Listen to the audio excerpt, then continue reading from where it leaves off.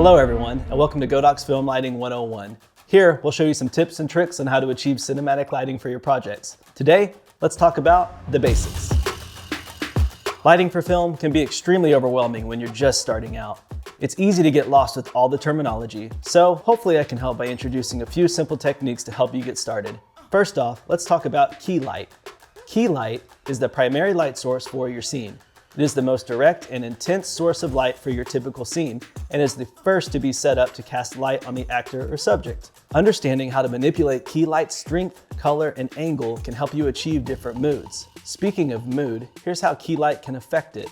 A dramatic and suspenseful thriller film will often use low-key lighting. Low-key lighting relies on harsh shadows and high contrast. The shadows and deep blacks are more predominant than midtones, and the transition between highlights and shadows are harsh. The background and overall aesthetic is generally darker, giving the scene a more dramatic effect. On the other side of the spectrum is high-key lighting. High-key lighting refers to a much softer and brighter look. You've seen it in many romantic comedies, sitcoms, or even wedding videos. This has minimal shadows, less contrast, and more highlights. The style of key light helps create a mood that is cheerful and more upbeat. Key light creates shadows, so a fill light, like its name suggests, helps fill in these shadows. The fill light is positioned at the opposite end of your key light and is often not as bright as the key. To help make sure your fill light does not overpower your key light, you can bounce light off a wall or reflector, or use a form of diffusion to help soften the light. Here, we've used a Godox lantern softbox to help soften the fill light as it falls onto our subject. We'll dive more into softboxes, diffusion, and how to bounce light in just a minute. Backlighting is used to create a third dimension in a scene. This light faces the subject and is placed a little higher and from behind. This creates a rim around your subject's shoulders and hair, which enhances the subject's shape and depth while also separating them from the background. Using backlight by itself can create a silhouette of your subject, making things more dramatic. Combining key, fill, and backlight creates the three-point lighting setup. This is the standard lighting technique used throughout the film industry. Here, light is coming from all three different directions. Each light source illuminates a separate dimension of the subject and creates an image with greater representation of height, width, and depth. Bounce light, also referred to as just bounce, is reflected light. You can use tools such as a shiny board, foam boards, or even portable 5-in-1 reflectors to help bounce light onto your subject. A wall or ceiling can also be a way of bouncing light around your scene. There are infinite options when it comes to bounce. If you want to achieve a softer light, use a foam polyboard like the one we used here. The polyboard has a matte surface which allows for soft reflected light. We shine the Godox VL300 directly onto the polyboard, which reflects soft light onto the subject. Here, we bounce light off of the wall to create our fill light. The brighter the wall or ceiling, the brighter your bounce will be. Here's an overview of how we created a three-point lighting setup by bouncing two of the lights off of different sources. Hard light creates harsh, sharp shadows.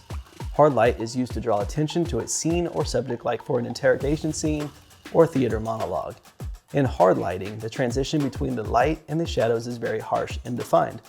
When your subject is immersed in hard light, their silhouette will cast a distinct, hard shadow. Think of hard light as how things look on a sunny day, with the sun shining directly onto a subject. The moon is another example of hard light. It is a distant, single-point source that casts harsh shadows even at night. Soft light is a type of light with a few hard shadows that's bright yet balanced. The shadows are much smoother, similar to how things look on a cloudy or overcast day, with clouds creating diffusion from the sun. Diffusion is used to soften the light from a hard source, creating a more pleasing skin tone. Types of diffusion are gels, silks, softboxes, lanterns, even window or shower curtains can diffuse light. Here, we're using the Godox P120H softbox to soften the light. This type of softbox allows for a smooth, soft beauty light while still allowing it to be directional. With diffusion, the closer you are to your subject, the softer the light will appear, almost as if your subject is glowing. If you move the light further away from your subject, the intensity of the light will decrease, but the light will appear harder, creating more defined shadows and contrast. Motivated light is used to represent natural light, such as the sun's light, moonlight, or street lamps. It is mostly used to enhance practical light, such as light coming from a window or another source that is actually seen on screen. Here, our background was illuminated by several frosted windows in the background. We took advantage of this ambient light and used it as our backlight.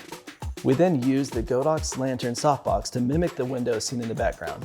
The lantern allowed for smooth, soft light across the subject, making it seem as if the windows continued throughout the room. Practical light refers to any light in a scene that actually appears on screen. Practical lights range from household lamps, candles, a television set, police lights, you name it. These lights help the scene look more believable and natural. Many times, a practical light isn't powerful enough to illuminate a scene on its own, so we use lights off camera that are motivated by these practicals. These lights can give the scene a boost, but still allow for things to look motivated by the practical light. As an example, we quickly put together a small scene. To help slightly enhance our scene, we've added a VL300 with an orange gel, also referred to as CTO, along with a frost gel to help soften the light. We also placed a battery-powered Godox ML60 with a CTO and frost gel within the scene. We placed this on the ground behind our subject to help pull her from the background and mimic the light from a plug-in night light or the reflection from the lamp as it bounces off of the chair, table, and window.